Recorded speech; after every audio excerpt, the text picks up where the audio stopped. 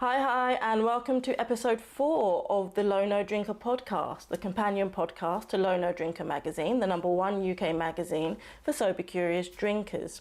Today's episode is brought to you from our archives. But I know what you're thinking, how can I have an archive when we've only done 3 episodes so far? Well, the truth is that this episode was actually never meant to be part of the podcast. In fact, at the time of recording, I hadn't even thought about doing a podcast. This was the very first remote interview that I'd ever done with a brand founder, or 2 founders in this case. And in total honesty, I was so nervous. I wasn't sure that my questions were any good. I wasn't sure even how the process of conducting an interview over Zoom would go. I know that sounds odd because everybody's been on Zoom for years, but I was actually on maternity leave during the pandemic before I got made redundant. So I never actually did any of the remote meetings and Zoom calls and all of that lark. So it was all new to me. But I was very fortunate that the people I was interviewing were so amazing. They were the fabulous Paul Scanlon and Danielle Schumann, who are the co-founders of Mahala Botanical Spirits, non-alcoholic spirits, of course. Paul and Danielle shared some of their story with me, and it was amazing listening to them, and I thought it would be just a waste not to share it with you guys here. It's a fantastic brand. It's so good that I have drunk what I had previously, so all I've got to show you now is this little miniature bottle, which I hope that you can see. It is their original, which is their Mahala Botanical Triple Distilled Non-Alcoholic Spirit. They've also got their latest addition to the range, which is the Mahala Amber, which is a beautiful, smoky, deep liquid that tastes amazing with cocktails.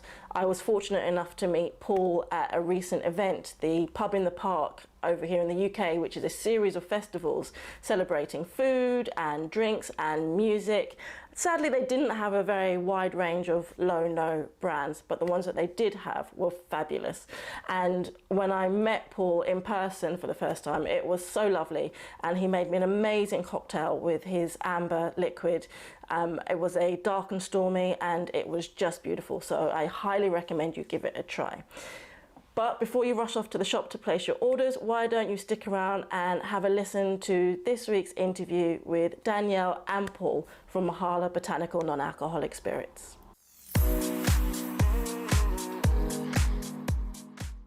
I just got a note that those power outages at 4 p.m. an hour. So Okay. fine. All right. Well, we will start at the top then. So the first question I had was more about sort of the origins of yourselves and how it all came about. You've only been around for a relatively short amount of time in the grand scheme of it all. So just really what led you to sort of look at this market and go, no, there's a gap there and I know what we can use to fill it. How did that all come about? This is two ways. First of all, I came from the alcohol industry, so I always worked for a big corporate. And then I was consulting on some small brands in the UK, including a hard seltzer, a gin, a rum. And when we were looking at the rum project, the gentleman I was working with put me in touch with Danielle through a connection or whatever to try and make a rum for us. Then at the same time, I had come across the non-alcoholic category as, basically missing quite a few I didn't feel there's a lot of gaps. I did Dry January last year and the year before. And Right. 2 years ago, I just looked around and there was Cedar and there was Cedars and that was about it. And then Danielle and myself started chatting and the rum thing didn't work out. And then Danielle was like, I've actually created liquid here. And I let her expand on the liquid here, which I've made. It's a non-alcoholic spirit because, of course, in South Africa, the really interesting aspect is there was a ban on alcohol sales here for 4 or 5 months during Okay. COVID. You couldn't produce alcohol, you couldn't sell it. You were allowed to produce it, but not sell it. And obviously, like, it would be, what is the point of producing can't sell it? So yes, during COVID, sorry, I'm just joking. Yeah. But anyway, so during COVID, you had an absolute ban on alcohol sales in South Africa. And I manufactured spirits at the distillery, but at that time I was just playing around with the non-alc spirit. And it was really just interesting the way that you manufacture a non-alc spirit and how you make it. Okay. because there's obviously regulations around every other spirit. So, gin has this rule, like these are the set of rules to make a gin, these are the set of rules to make a vodka, and whatever the case may be. Yeah. So because I'm not being so new, there were no set of rules and there wasn't a specific way of making it. So it really interests me and I started playing around with it. Honestly, just like, how would you make a non-alc, Okay. And experimenting, honestly, just experimenting and using different botanicals because you make a spirit and you kind of, I knew because I was making spirits at that time, you kind of know what is going to come out at the end after the distillation process. I did that first and I played around with those botanicals and I was like, oh, this isn't great. And I changed it up a little bit and I made some things that were horrific. I made some things that were nice. So really just experimenting and playing around with it. And then I got, finished product being Mahala and I was really happy with it. And I sent the liquid away to the Michelangelo Awards without really, it wasn't even it was just in a bottle. There was no label on it. It was just had like this handwritten note saying Mahala Non-Alcoholic Spirits. And then we won the award for best solo spirit. And I was like, okay, there's something here. And that was the time that I met Paul as well. And we started chatting about it. And Paul was like, oh, yes, okay, like send me over some samples. And we started chatting about the brand. And we really just had like Zoom calls every day. And we just expanded and we designed the label together and, just really built the brand out online, like on Zoom during COVID. Myself and Danielle still hadn't met. So we created Mahala and we met physically face to face about 9 months later, November 2020. Wow. Just over a year ago. Yeah. So I knew Danielle's reputation and we knew people who knew each other who'd worked together. So, but basically, yeah. So it created, I guess the ban on alcohol was the impetus to create it. And then the fact that we happened to come across each other when I was looking for something in the non-alcoholic world, because I'd done a little bit of work for non-alcoholic gin in the UK. Company I was for at the time just didn't believe in that category. They were purely an alcohol company. They made a gin, a vodka, and a rum. And I was convinced there was something. And actually, at the time, I tried to convince them to launch the non-alcoholic gin, and they wouldn't. Their CEO was having none of it, and whatever. Right. So I got frustrated, and then I started talking to Danielle, and and then we eventually produced our first Mahala towards the back end of Q4 2021. And then we didn't launch the UK till about February, March of last year. So about a year ago in the UK. So still a very young brand, relatively speaking. I can't believe you guys did all of this without even meeting for 9 months. That's amazing. I know, cheapers. Yeah, my wife kept on asking every day, who's that blonde lady you're talking to in Cape Town? Oh, that's just my business partner. And it was just a lot of sending samples back and forth, and we had so many calls. And and we spent so much money as well because Amber was also created when I was in London, and Danielle was here. So Danielle must have sent me about 30 different little bottle samples to London that I tested with my team there with various colleagues and whatever. So it's you can make it work, but there are some logistical challenges. The only good thing with South Africa is the time zone is very similar. It's like 1 or 2 hours. So it's easy enough to do business. And I'd lived here for 5 years prior. So I knew South Africa very well. I know lots of customers here and I know the trade well. And I've always loved South Africa. That's kind of what brought me to join Danielle. I've had a bit of a passion for South Africa since I left here 3 years ago.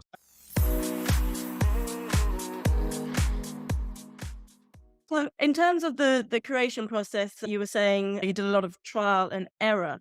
You talk about it being farm to glass. So can you just tell me in layman's terms, really, what does it mean when you say from farm to glass?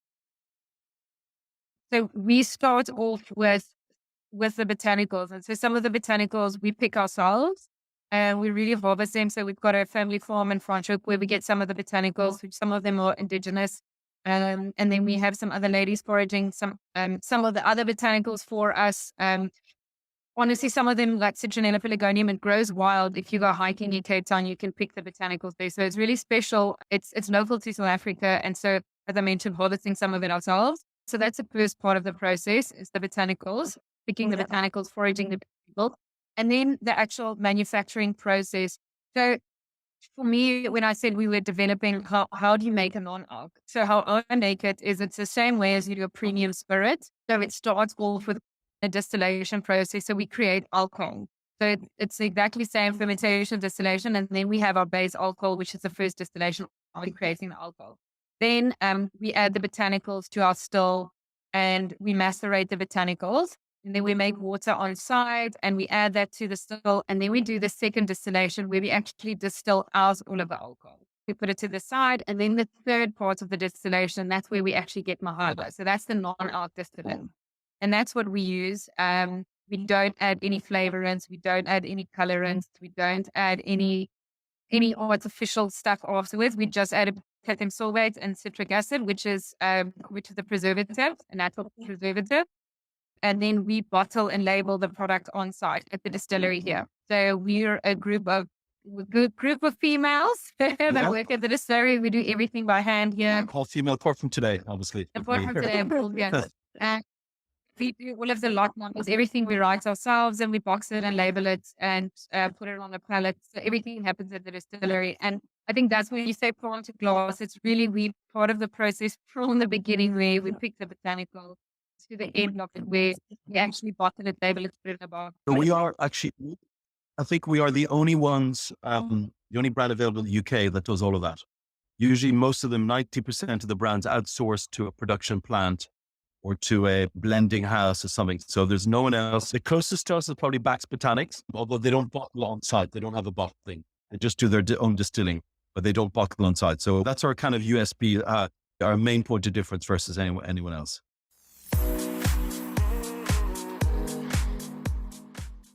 So the other questions I had were sort of a bit more around yourselves, because I think you two are both very interesting people. I understand from the readings that I've done, Danielle, that you are pretty much one of a kind over in South Africa, being one of the only female with her own distillery. Is that correct?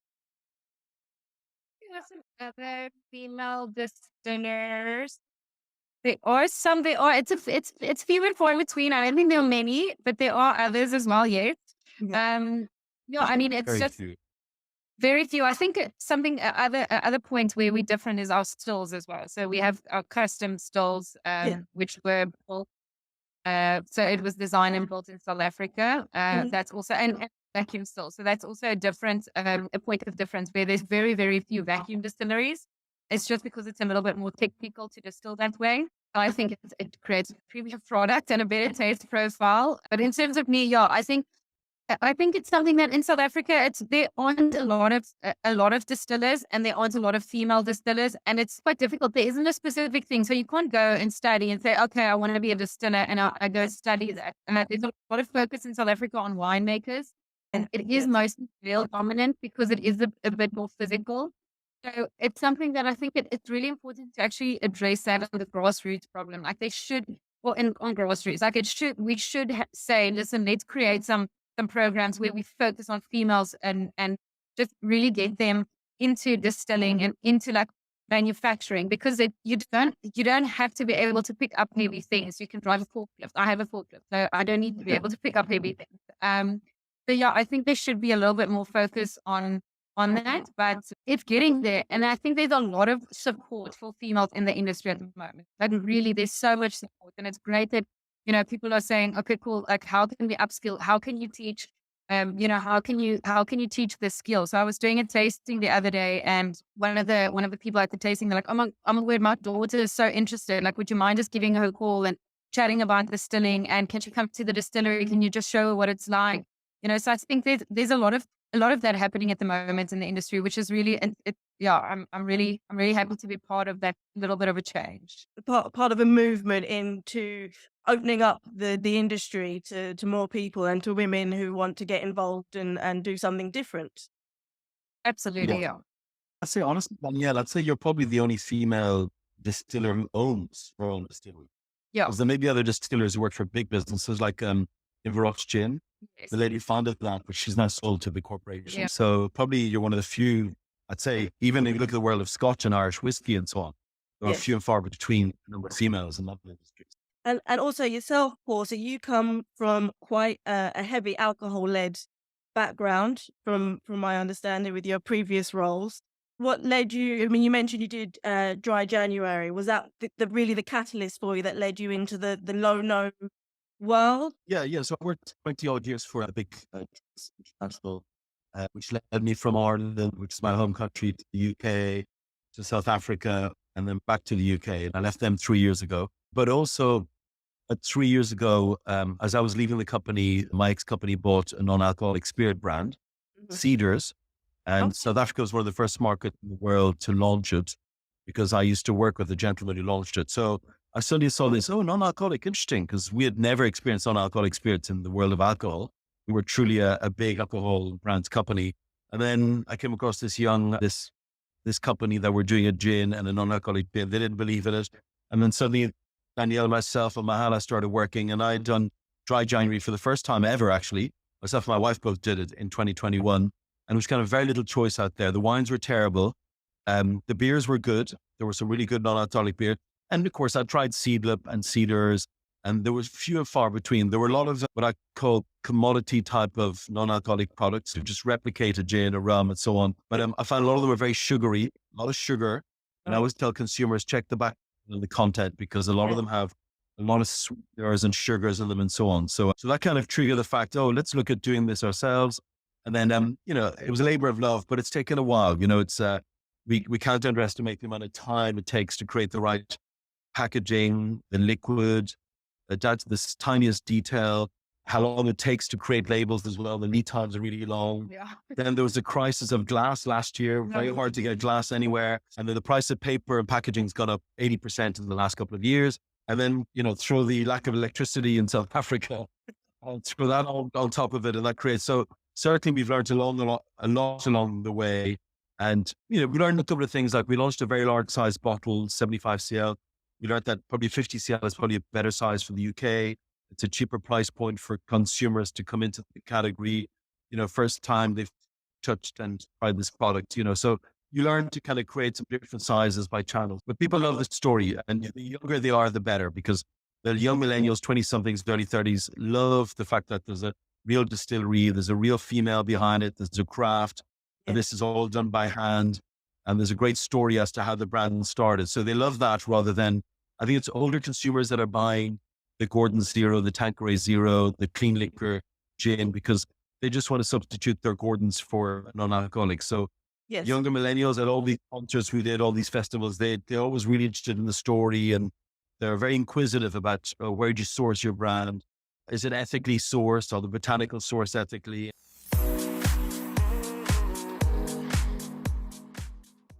How are you finding the response from bars and restaurants and so forth, either in South Africa or in the UK, as you're trying to get the product out to more people?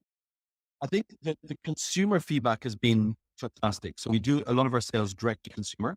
So through our website, or through on the high street, or Amazon, or, Master Malt and so on. So the direct to consumer feedback has been great. The UK is a tough trade market, because you've got all these wholesalers, a number of wholesalers that control all the supply to all the bars and the restaurants. So we found the on-trade more challenging in the UK to get into with the brand, purely because a bar says, well, you need to be listed with wholesaler X, Y, or Z before we'll stock you. So we're in quite a few bars and restaurants now, but that's purely because I've approached them, or agents approached them directly, and they've loved the product, and we sent them little samples, and they've tried it, and they said, I'm happy to buy directly from you. You don't have to go through a wholesaler. South Africa is different, because we've got really good distribution in South Africa. It's less controlled by kind of a couple of big wholesalers. So we're in most of the independent off trades here. We're in quite a few nice bars in Cape Town now. But we found definitely the best interaction we've had is directly with consumers at fairs, festivals. We've done Car Fest, we've done foodies festivals, we've done Pub in the Park. We've done quite a few fairs and festivals here in South Africa as well. We're doing a big one in 2 weeks' time here, one of the biggest craft fairs. So you have food items, and you've got alcoholic products, non-alcoholic products. And people are always quite surprised to see us, pleasantly surprised. There's a non-alcoholic at this music festival. It's usually it's just beers or tequilas or vodkas, whatever. So now, and festival organizers are now wanting to have non-alcoholic products available, because, young millennials, 25% of them don't drink alcohol. So they want a choice. They want a nice tasting product. They don't want to be just given a sweet, sugary, here you go, here's your Pepsi or your Coke or your really sweet kind of a, product. Another juice. Yes. And what is the low-no market like in South Africa? I have obviously no experience of things over there.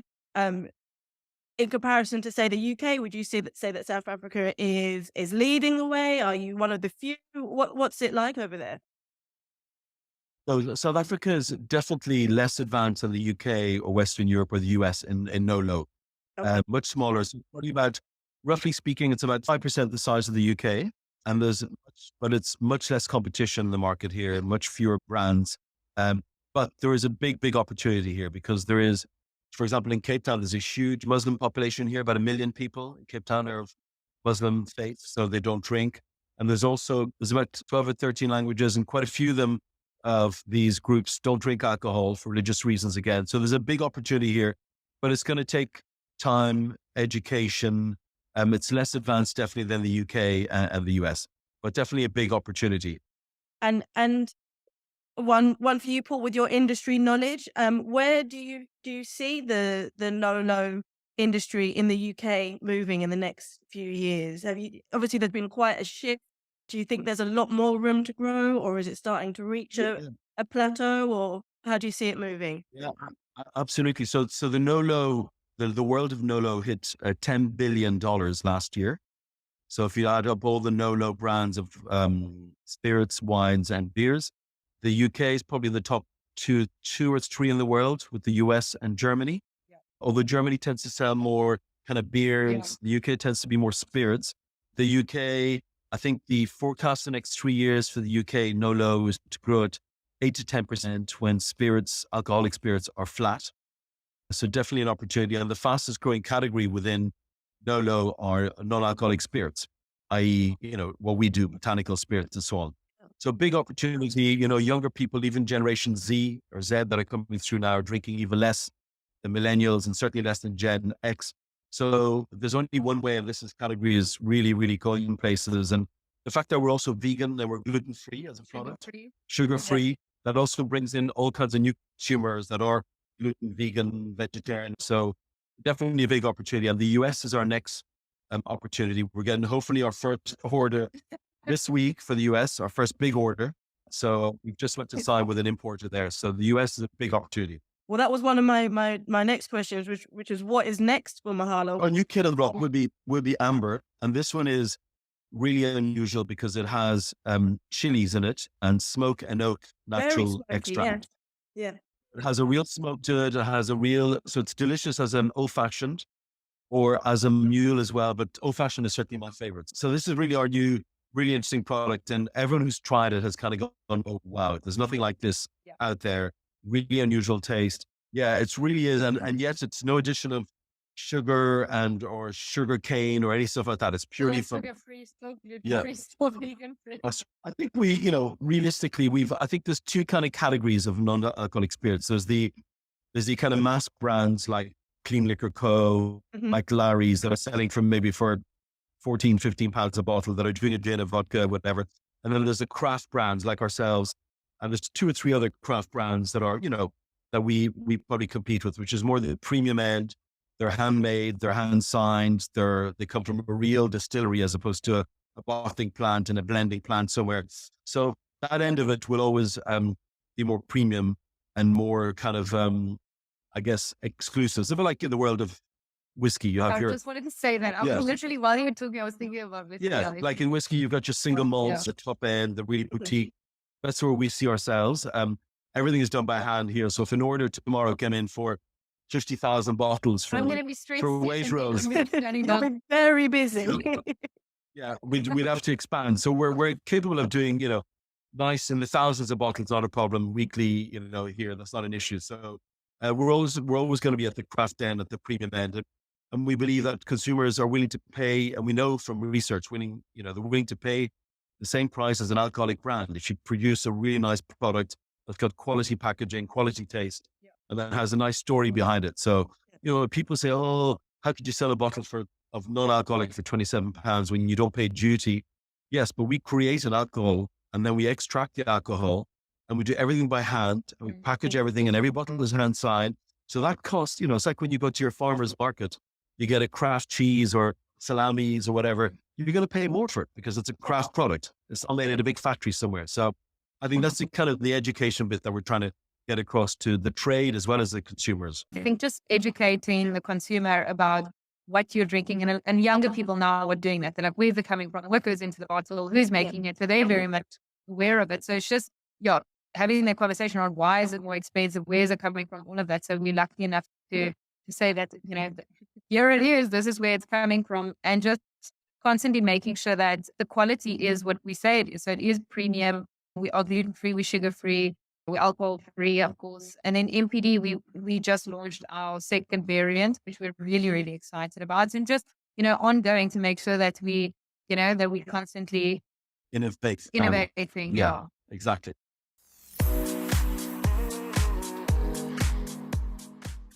Yeah, we also work with the Sparrow Society, a local township cooperative that make all our gift bags and our carry bags. So we kind of, we work with them, their community, they're all recyclable bags. And because we realize we've got to give something back as well.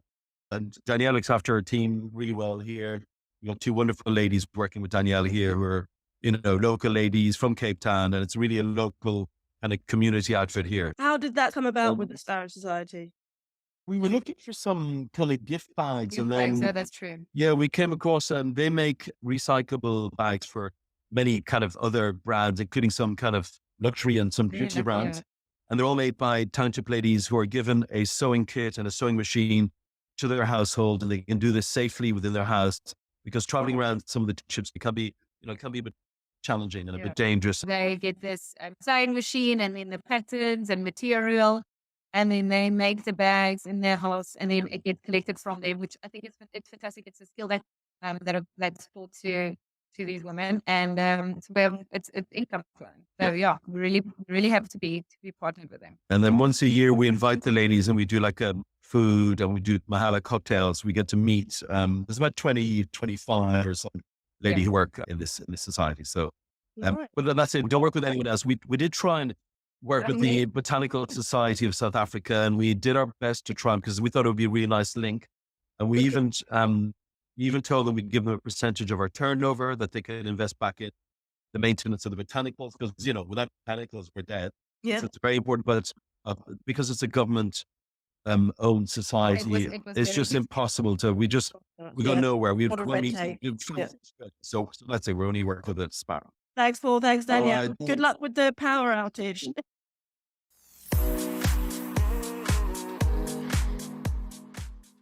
So that was it for the first ever interview that I conducted over Zoom remotely, talking to a brand founder about their brand.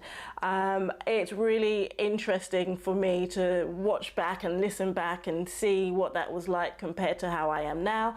I've still got a really long way to go. There's loads I want to learn. There's loads of people that I want to speak to, but I will be forever grateful to brands and people like Mahala and Paul and Danielle, and also the other people who I've spoken to whilst I've been new on this journey, trying to find my feet and find my way, including Johnny Johnson of Unlimited, Camille Vidal of La Maison Wellness, Steve Silopau of Good Karma, and a couple other people who I have spoken to yet but haven't released those interviews yet. I would love to get your thoughts and your feedback and your opinions. I'm always open to hearing what you guys think and what you guys want to hear more about. So if there are any brands that you think that I should speak to, if there are some non-alcoholic or low alcoholic beverages that you want to know more about the founders, what led them to do what they do, how they actually make it happen, then make sure that you leave me a comment wherever you're either watching or listening to this, and remember to hit subscribe wherever you are. And if you feel like doing me a favor, you could also drop a little review and leave me some feedback, because that helps me get the word out to more people. So until next week, happy drinking.